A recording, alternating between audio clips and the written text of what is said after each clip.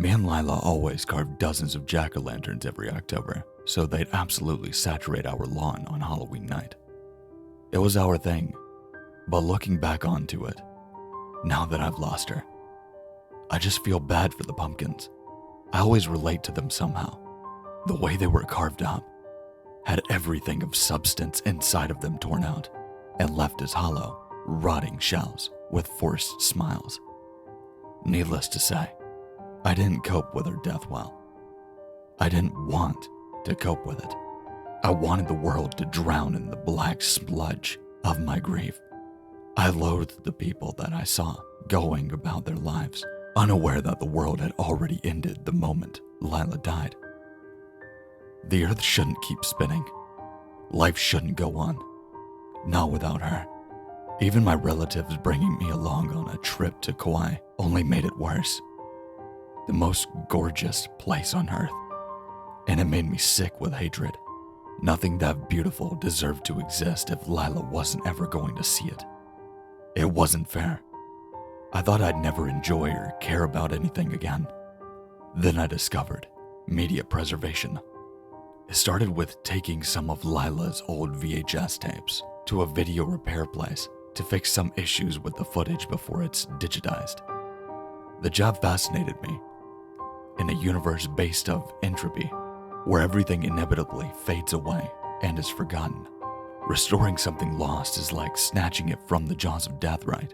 Like flipping the bird to the universe, and it's called natural order. People die, but information doesn't have to. Now, it doesn't matter how small, but it's some god-awful plug-and-play license game or a cereal commercial from the 80s.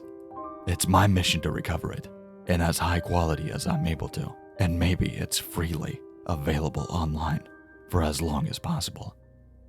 A couple weeks ago, I came across a big haul, 4 boxes of old VHS tapes offered up on eBay for dirt cheap. Most of the tapes were just recordings of like Cheers episodes already preserved on high qualities, but one Maxell E240 caught my interest. First of all, I'd never seen one so melted. Sure, sometimes they were left in the attic for too long and the colors and audio started to degrade, but this one looked like it had survived a house fire. It was covered in soot and smelled like smoke, and had the overall shape of a chocolate bar left out in the sun for a little bit too long. Second was the label, which read the neat Sharpie, episode 4,679,329, March 8th, 2035. The casing was so disfigured, I had to burst it apart just to pull out the tapes and re-spool them into a fresh cassette. I tried to iron out the creases in the tape as best as I could, but I had no illusions about it accomplishing much. The mylar surface had been irreparably warped in places by whatever fire had half melted this thing. Imagine my despair at the sight of this dreaded no signal.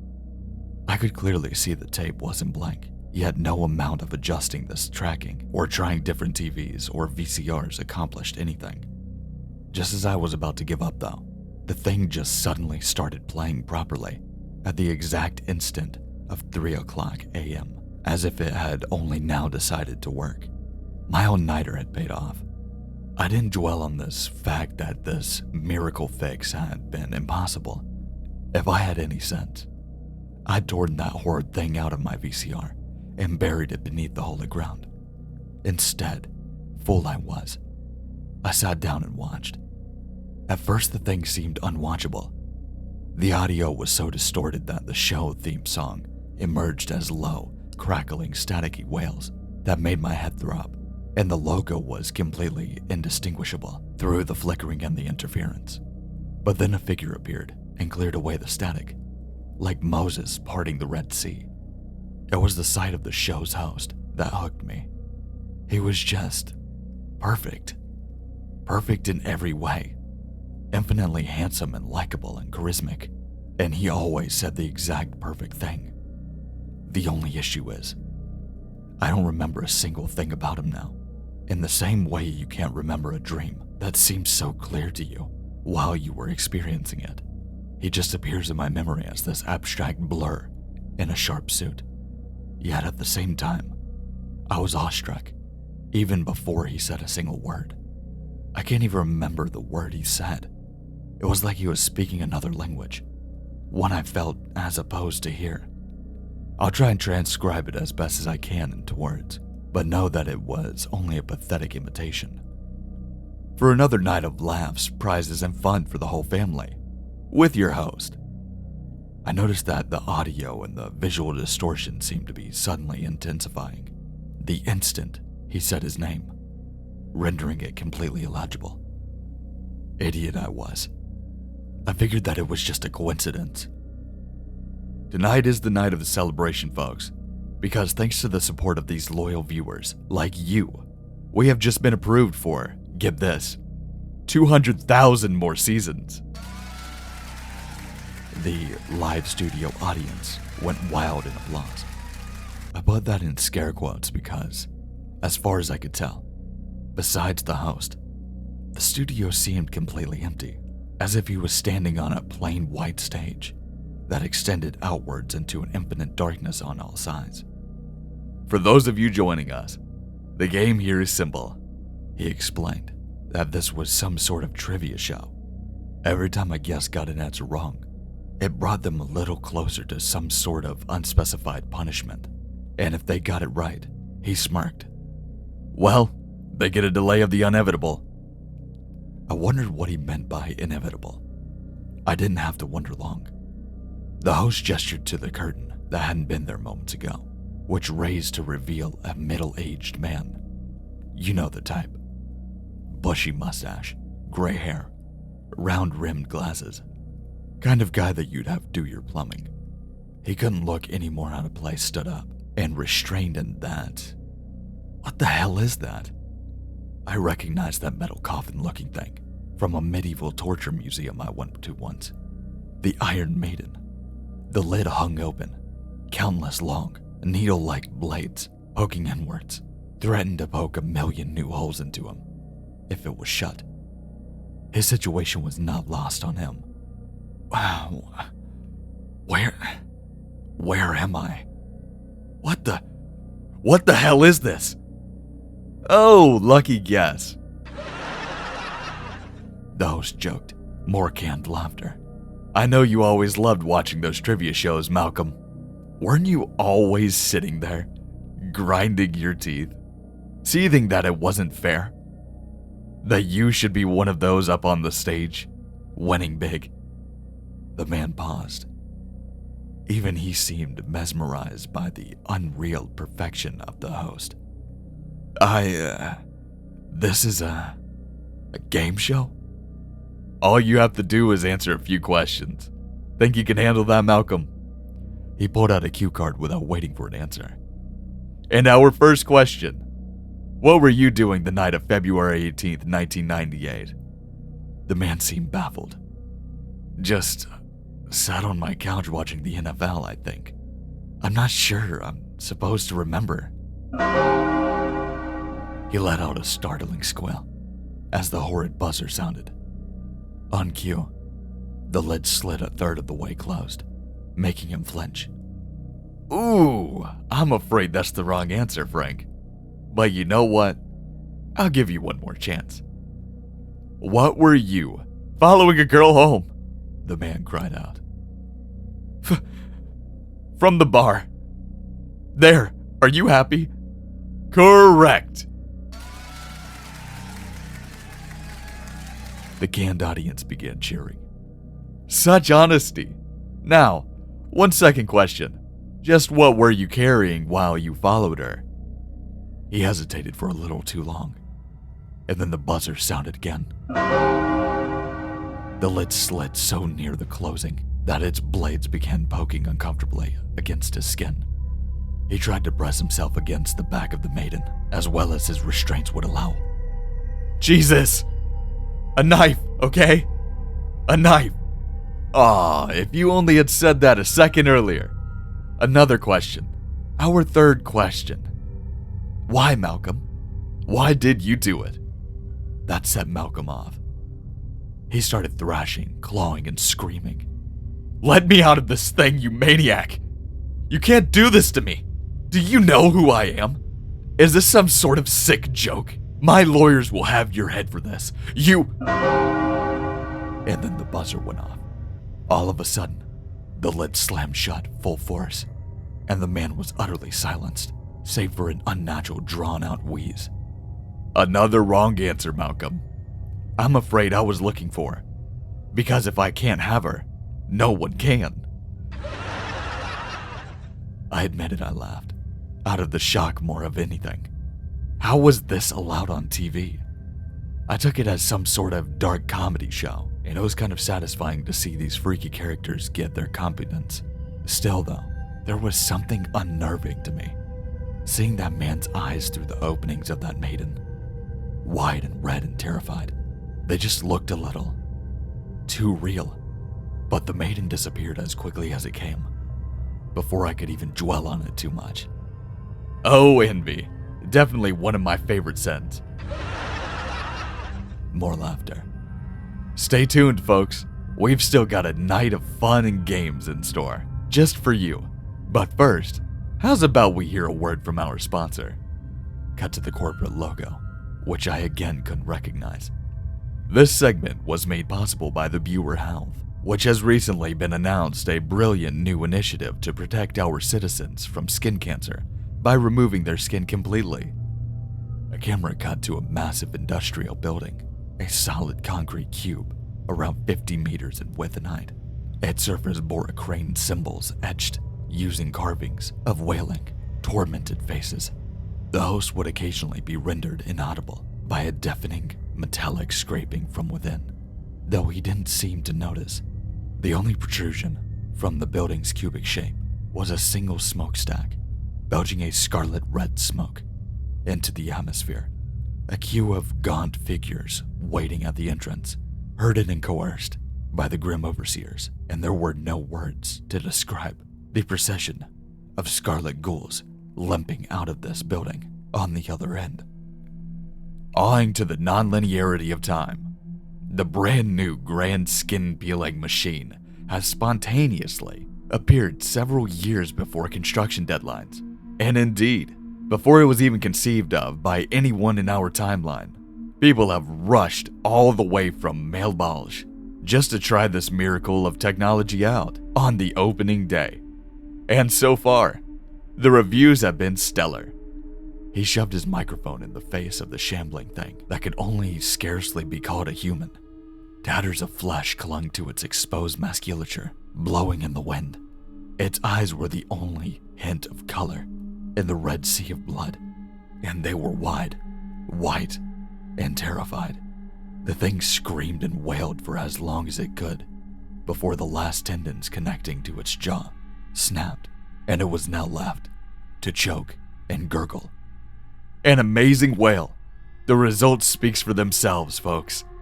The grand skin peeling machine is a hit. So far, I was still laughing along and having a good time. The sight of our next guest, however, started making me nervous. It was an old lady. She couldn't be a day younger than 60. The sort of sweet elderly lady who, in a just world, would be cooking chocolate chip cookies for their grandchildren in a comfy cottage somewhere. But here she is, tied up to the metal chair, eyes wide, shaking like a leaf. Unlike the last contestant, she seemed to know exactly what was happening. In exchange for our loving endorsement, they've agreed to loan us one of their star employees. Ladies and gentlemen, put your hands together for the Lakisma. Something slunk from the darkness far behind her, or perhaps it'd be more a point to say the darkness birthed it. Whole cloth. It was a living shadow, and it took my eyes a moment to register what I was seeing. How do I even begin describing this creature? I could say it looked almost human, or at least like something that may have been human long ago.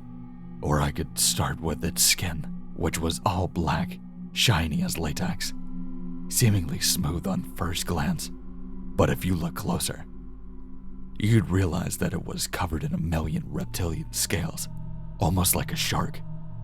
Its head was a bald man, utterly devoid of any distinguishing features, like a basic stock template for a human being. It was only notable for only a complete lack of pupils and irises. Its eyes were pure white. Its body defied basic biology in so many different key ways. I had to stare at it for what felt like an eternity, just to wrap my mind around the physiology.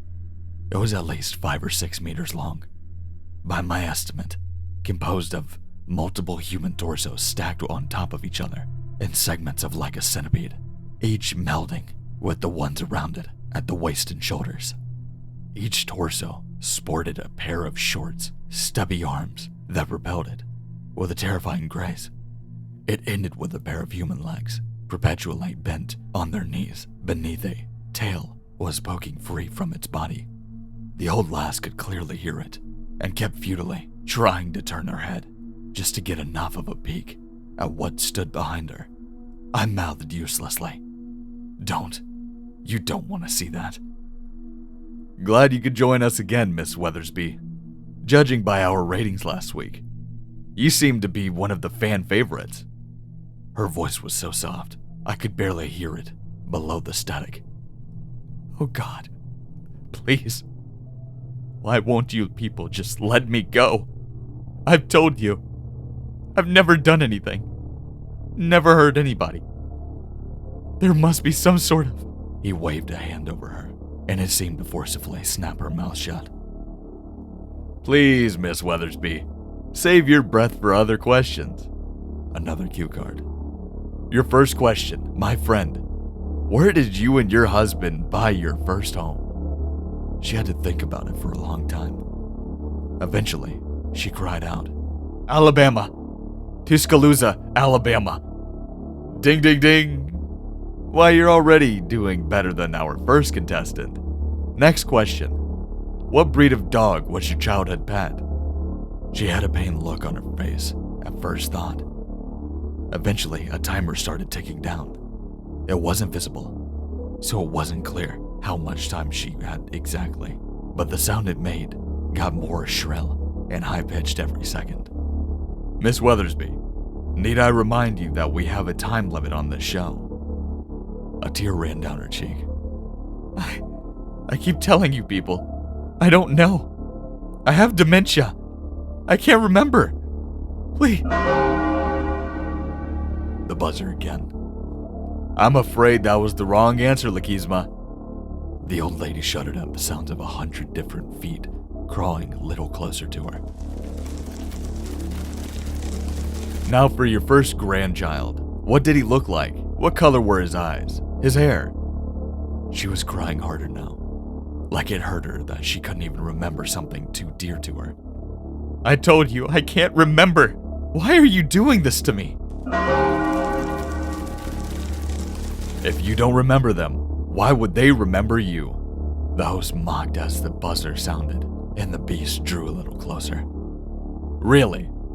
Do you even believe they still even think about you? Or do you think they're glad that the old bag of bones isn't there sucking up their inheritance?" This went on for, God, it could have been an hour. I was glued to the screen all the while, frozen with terror, praying for this nightmare to just end, for her to make it out okay somehow. He poured over every little detail of the life she lived and the people she loved, delighting in how little that she could recall. And the thing grew closer and closer until she finally felt multiple pairs of hands resting upon her shoulders. The thing was looming over her now, and a long, black tongue, a few feet in length, emerged from its mouth and ran a trail of dark saliva over the back of her head. She looked broken down, eyes raw from crying, and I could tell the dampness of her dress that she had wet herself. "Now, Miss Weathersby, our time here has been fun, but I do believe it is time for our final question. Tell me, what is the name of your only son?" She couldn't even answer anymore. She just stared ahead, like her mind was a million miles away. He cackled as the buzzer sounded one final time, and threw his cue cards aside. "Thank you for playing, Miss Weathersby. Better luck next time." I would say this thing unhinged its jaws like a snake, but that'd be an understatement. The way this thing's face malformed and wrinkled and shredded at its own open maw, it no longer looked even remotely human. Its jaws must have parted at least 30 centimeters apart, revealing a second, wrinkled pair of jaws that lashed out and gripped a hold of the woman's skull, pulling her head along into the darkness.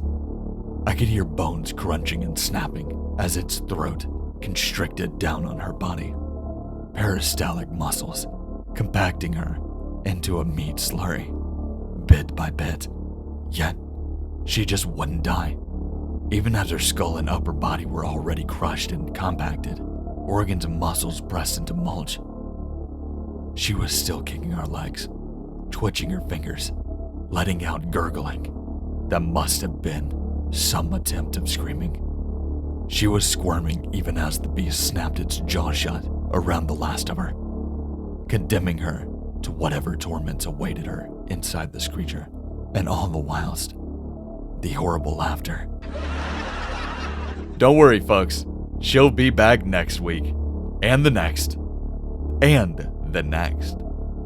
Needless to say, I wasn't having fun anymore. In fact, I had to turn away and fight the urge to throw up. I stood, about to turn off the TV, and don't touch that dial now. I froze. There was something chilling about the way that he said that, staring right into the screen, as if reacting to me and what I was doing. I hated that grin on his face. The real show is just beginning. And with barely restraining excitement of a child on Christmas morning, he yanked back another curtain, and I recognized everything.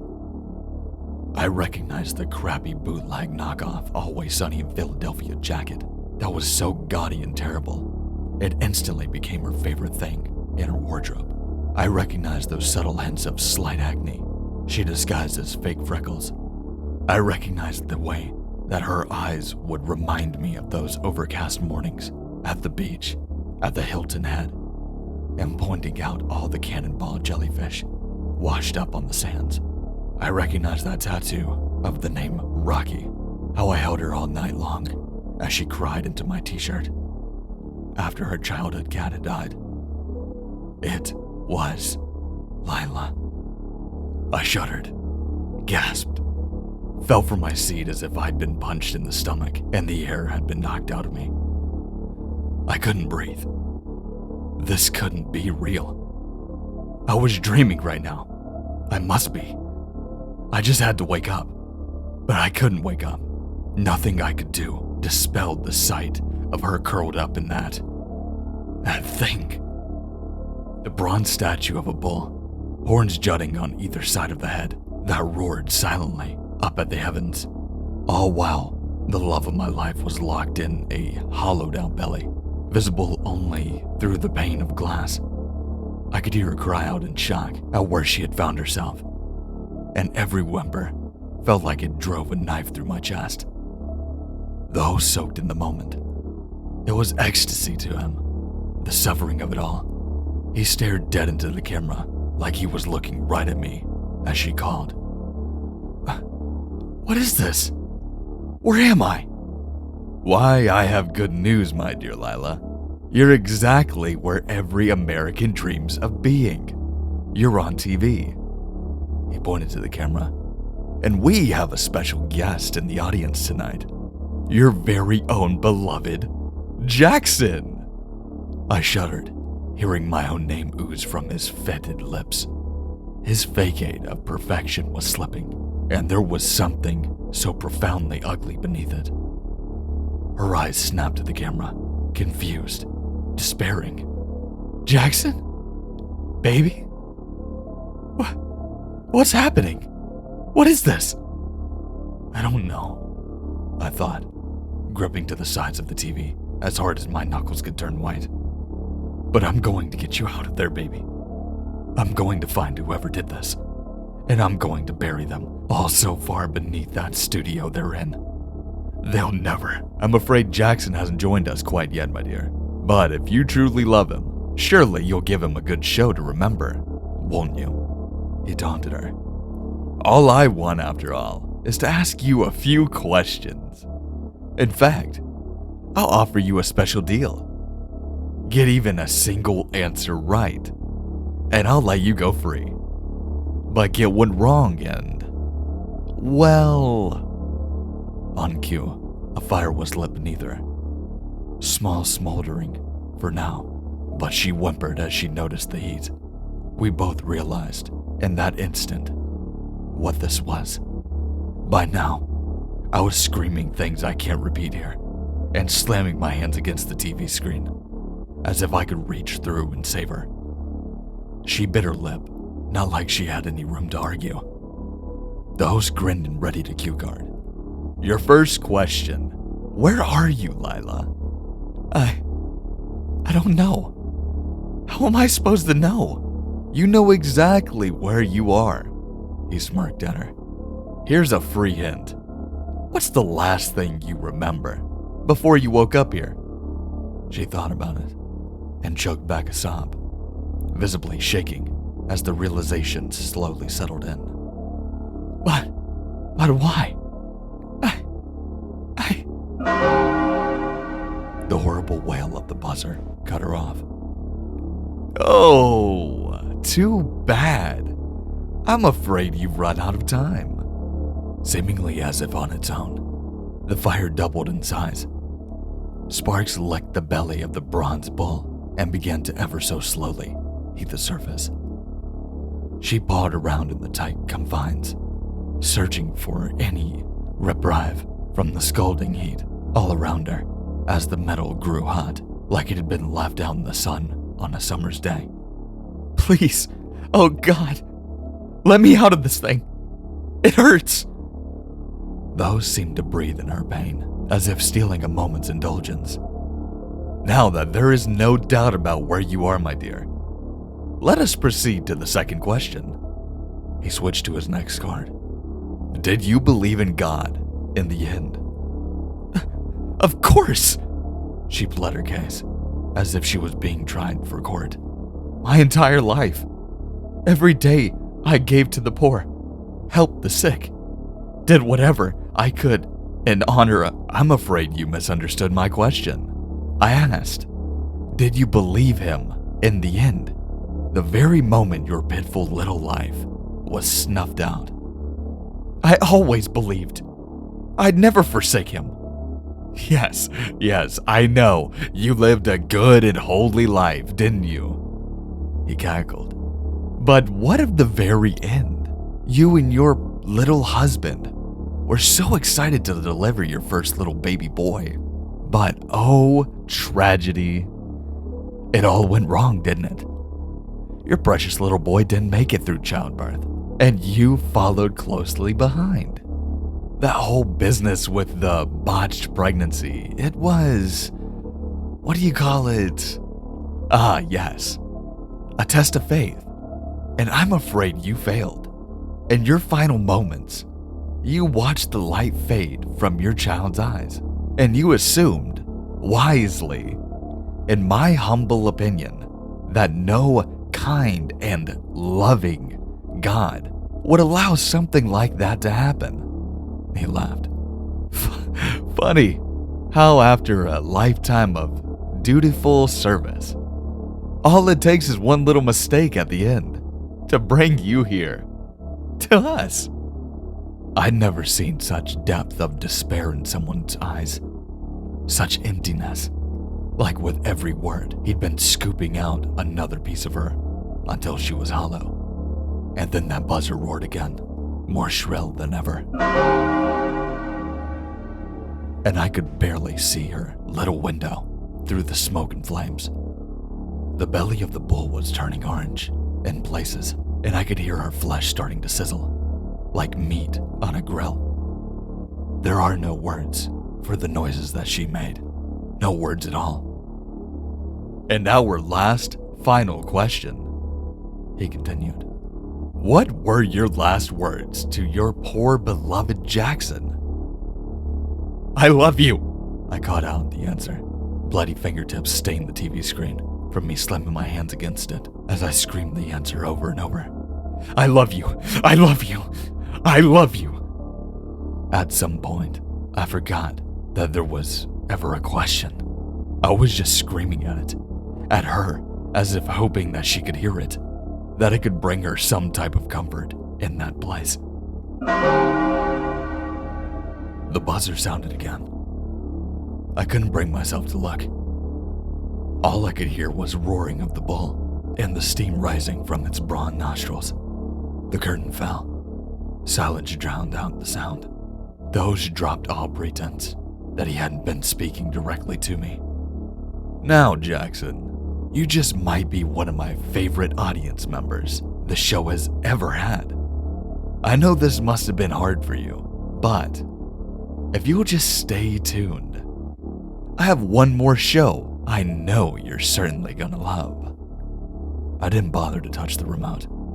After all, nothing could be worse than what I had just seen. Right? Wrong. Horror racked me as those curtains rose, and I saw the man chained to the chair. I pulled away like a caveman, witnessing fire, cringing and stuttering, face wet with sweat. It was the sort of fear that worked its way into your bones, like a bad chill that left you shaking, teeth chattering. It was me, an older me, sure, but not by much. 10 years, maybe? A gaunt and hollow version of me, one twisted by 10 years of depression and hard drugs, but it was unmistakable. His eyes widened as he recognized the host. Oh God, God, please, no, it can't be. Oh Christ, let me out of this chair. You, come on now. We wouldn't want to use the Lord's name in vain, would we? I mean, that would be a sin. The host laid down a hand on the other me's shoulder. It may have been a few years since you watched our program, but I'm sure you remember the rules, don't you, old friend? The other me was wordless, on the verge of hyperventilating, just as I was. The host was gritty in delight.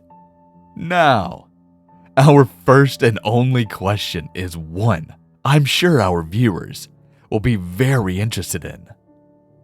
What sins exactly do you think landed you here? The other me tried to speak, but the words caught in his throat. I could see it in his eyes. The years of self-destruction, the bitter hopelessness, the whirlpool of nihilism and vice and decay, the suffocating depths of a man, the darkness. How could he put it into words? The sound of the buzzer was like a pig squeal. I'm afraid that our viewer is going to have to figure that out for himself. In the meantime, your punishment? Well, we wouldn't want to spoil anything. The curtain slowly began to fall as a couple of those other black, grotesque monstrosities emerged from the darkness. The curtain covered them all before I could get a good look at the obscure, twisted, asymmetrical figures. All I could hear was the crunching, the sound of skin tearing like paper, the screaming that went on longer and louder than a human's throat or vocal cords could endure. The image and audio were beginning to distort, glitch, and burn away. The tapes were physically melting as they played. My VCR was starting to overheat, sparks pouring from the panel. The host's voice jumped around in tone, his voice fading into the static blur as the tapes bubbled and boiled and distorted. But, my friends, I'm afraid that concludes tonight's episode of our show. So, with a final farewell to our dear, beloved viewer, Jackson, just before the image melted away. The camera seemed to jump forward until his face filled the screen, his eyes piercing into mine as he cackled in a sing-song voice. "See you soon."